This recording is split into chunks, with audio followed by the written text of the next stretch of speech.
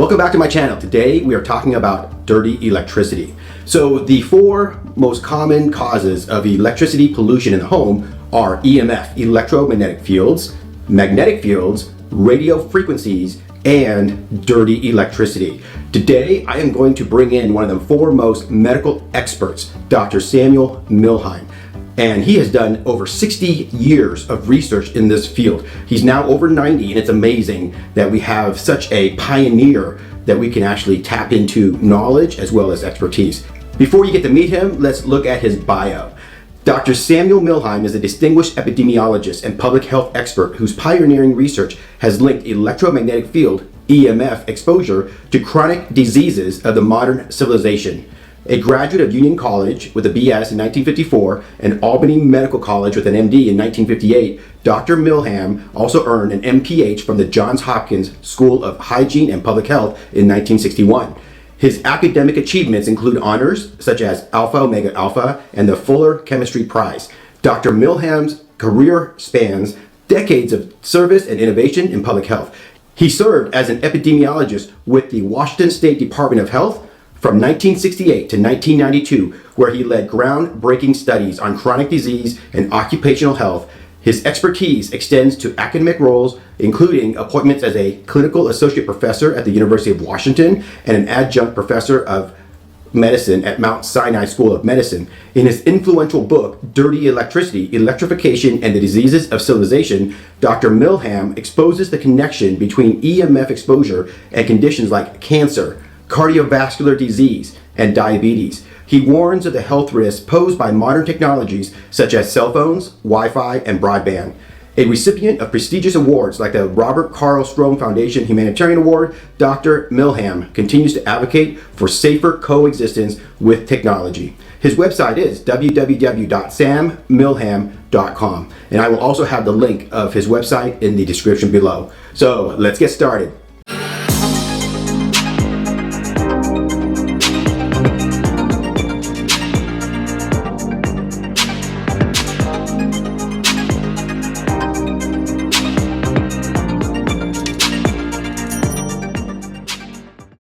Dr. Milham, your work is outstanding, and I just, as a physician myself, I'm also trained in masters in public health and an aerospace medicine physician. I understand epidemiology, so we're going to dive right in. But please, share with the audience in a way that's terms that they can understand. And so the first one is, can you tell us about your journey in public health and epidemiology, and what led you to focus on the health impacts of electromagnetic fields, or EMF? First, I had to decide what I wanted to specialize in. Well, I didn't want psychiatry because that's basically unscientific. And the fact that they shock people's brains didn't make much sense to me either. And obstetrics was fun, but same things all day, every day.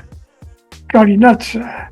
Internal medicine surgery was, the diagnostic part was fun, but in terms of etiology, I was always interested in what caused stuff, not how to get rid of it. And but internal medicine was the only thing that intrigued me because, I had one professor I really admired, and he claimed that if you talk to people long enough, you could get the diagnosis just by talking to them. Didn't have to send them for $1,000 worth of this or that or the other thing. It's nice to have it, but you didn't need it. And he's right. I proved that time and again in my career. So I had two scholarships, one at medical school, one from the state, which I competed for and I won, and that paid my way. And once I got to my internship, I got into it late. So I started out right away at an emergency room at Boston City Hospital. And then I could pick up my residency, or else I could take a public health residency right away. So I took the public health residency. That's how I got into it. Two big accidents and being late twice got me into it. But once I got into it, I loved it. I still do. That's wonderful. So can you tell us real quick, what is the concept of dirty electricity? What is dirty electricity, and how does it differ from, the other form of alternating current electricity that's in our home at 60 hertz? Oh, well, we didn't start with alternating current. Edison is responsible for electrification, and he made direct current, which is a lot less harmful, but ultimately AC won out, alternating current won out because it's cheaper and you can up the voltage or down the voltage of transformers. And well, Edison noticed right away that there are problems with his dirty electricity, and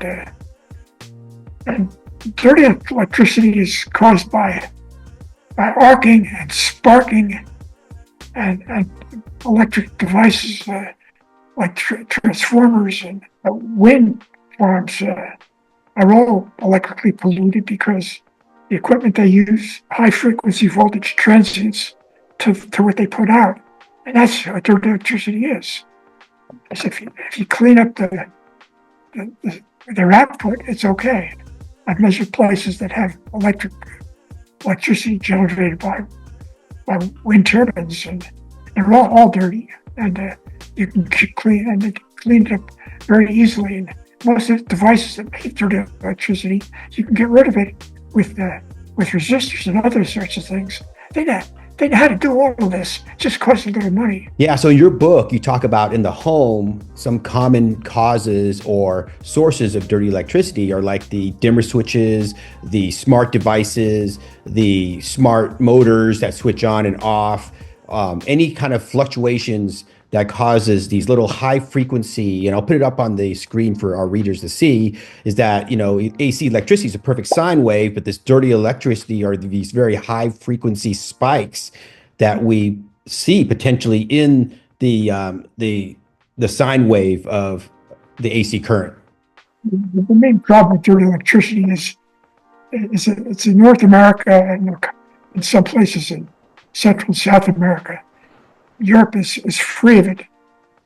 In the US and Canada and Mexico, the utilities, you've seen pole-mounted transformers, these very colored tin cans that half the size of an oil barrel on the poles. There's a wire running from the end to the ground, and it's got a thing in the ground, and so the utilities send back their extra voltage. Well, electricity runs in a circle. It comes from a generating plant, a transformer, and whatever, to a utility, to a user, and then back to the place it came from. And if you find dirty electricity in the ground everywhere in North America, I haven't been able to find a spot without it. Now, if I got to a spot that didn't have electricity, or like up in the Canadian wilderness, I'm sure I could find some clean spots. But now with the transmitters being, all the satellites being put up, even the clean spots are going to be dirty. Because I learned that. I studied an epidemic of cancer in a place in northern and eastern Washington, and I cleaned it up the best I could with Stetzer's filters, which I write about in the book. In fact, Stetzer, he's the guy who knows more about this than anybody alive. He taught me all he knows. I spent months with him. I talk to him on the phone every day, and we find that dirty electricity affects all life, just like electricity affects all life. We are electrical beings, EEG, EKG, EMG, and unfortunately, it's gotten worse. I mean, in my house, I've measured over the 20 years, the 50 years I've lived here, I've measured the dirty electricity in the house and outside of the house, once or twice a year. And it's gotten higher and higher and higher. Now, you could build an electrical setup that's free of it, but it costs a little money. Yeah, I have a PhD from neuroscience from Johns Hopkins. So that's where I got my MD PhD, was from Hopkins, through your public health alma mater, where you got your MPH. And so, what's interesting about this is that, we have voltage gated ion channels, and this is for the audience here that's listening. So there's voltage gated ion channels in the body: sodium, potassium, calcium. They control everything in the body, from thinking and memory and mood to basically cellular function and even probably cancer progressions, depending on which signal systems are activated. So these spikes that we're talking about, these dirty electricity spikes in the EMF field, are no joke, because these spikes can cause erratic opening of channels. And so there's a good review paper by Dr. Paul, and I'll put it on the screen for people, that basically talks about how EMFs open and close calcium channels, and basically voltage gated calcium channels. And we don't know what they're doing because we're doing it erratically. So in medicine, if you do something purposefully or intentionally, you can actually causing a cure or a treatment that's effective. However, if that thing is sporadic, if like, for example, the surgeon goes in there with a knife and able to cut with precision, can take out a brain tumor, but you get somebody who has a blender type of, action with the scalpel, can you imagine what that's doing to all these voltage gated ion channels in the brain? That's how I like to describe how dangerous this EMF is. Well, with the Hopkins, I drove all around Baltimore and started playing basketball, which is why I'm alive at age 92. Well, unfortunately, a year and a half ago, I popped a hernia, and I was lucky to live to age 90 when that happened. And they did a CAT scan on me. I got a big pancreatic cancer. So I'm dying with it, but I managed to live a year and 3/4 with it by taking a Chinese anti-malarial drug called artemisinin, hardwood plant, and I learned that from some of my EMF research friends, and I started taking it. And they draw a tumor marker, C819-9, and it was 900 when I had my diagnosis, and I got it down into the 50s. I'd taken this drug, and I'm sure that's the only reason I'm still alive. But who knows how long it's going to last? Yeah, and I'm so honored, and I know that people are very excited to have you on my channel too. So, I'm just so lucky I caught you at the right time in your life, and I knew that basically you were past 90, and so I was so excited to bring you onto the channel. And so definitely very excited. So why do you think, okay, so talk about the studies about cancer, where basically you saw a link with specific cancers like leukemia, AML. Dirty electricity levels in each of the classrooms. And we linked them with teachers who taught there.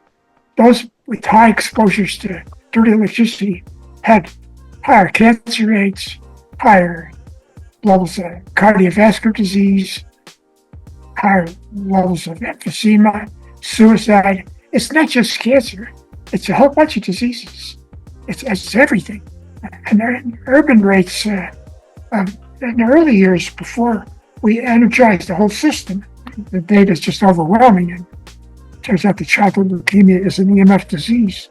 And I showed that people who live near a big antenna in Rome, New York, they were the ones who had kids that developed this disease. The big problem with this cancers is the long latency. You don't get it right away. Some people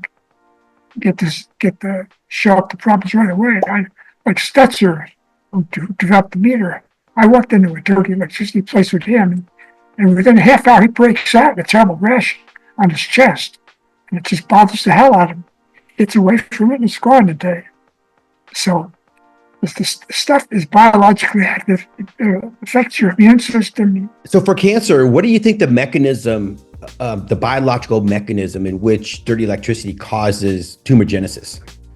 I think it screws up your immune system, and your immune system is really important in cancer. Dave tells me a story of a farmer who had advanced leukemia, and he got him off dirty electricity, and the leukemia went away.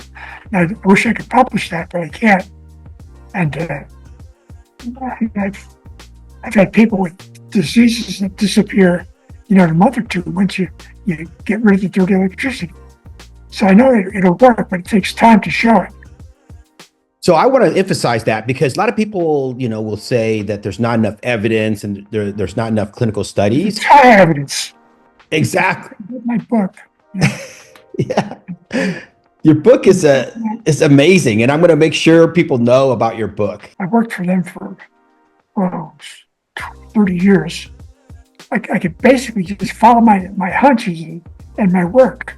And they didn't know what I was doing. And they were interested in bed bugs and stuff like that. and I did consulting with occupational consulting, and I helped the Boeing, and I helped the aluminum industry. And I didn't get paid much for any of it, but back to my poor old doc, boy, what's the difference?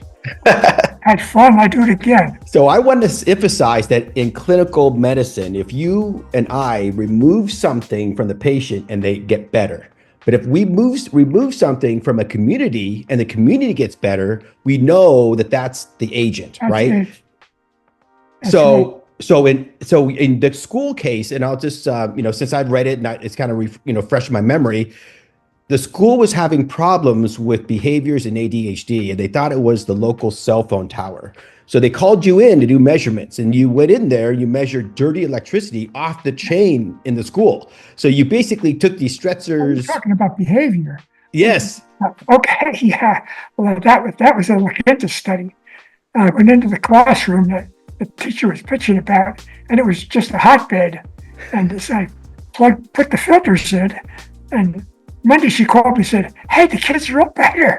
They're learning, they're studying, I cured it in just 3 days." So I knew damn well that was a problem. And finally, the school ultimately cleaned up the whole place. But that's just that one school.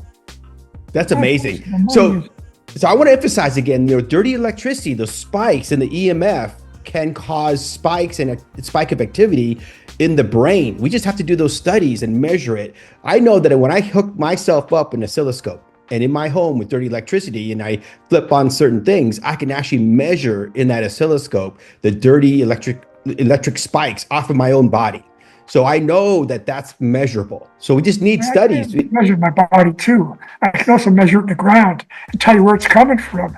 And I measure it in the building and I spot the offender, just with the equipment we have. That's the other problem. It takes about 2 or 3 months to really get familiar with all the gadgets you have to use. In fact, when I got my thyroid cancer, I gave my equipment to Dave. I just kept some of his meters and some of the one that reads the stuff at the outlets, and I'm gonna have to call. If I live longer, I'm gonna have to get my stuff back. That's right, and then I'll fly out. I'll fly to where you are, so I can learn from you like a residency. That would be fun. Yeah. So, how can individuals measure dirty electricity in their homes? And how do you recommend for mitigation? The cheapest way is with the AM radio.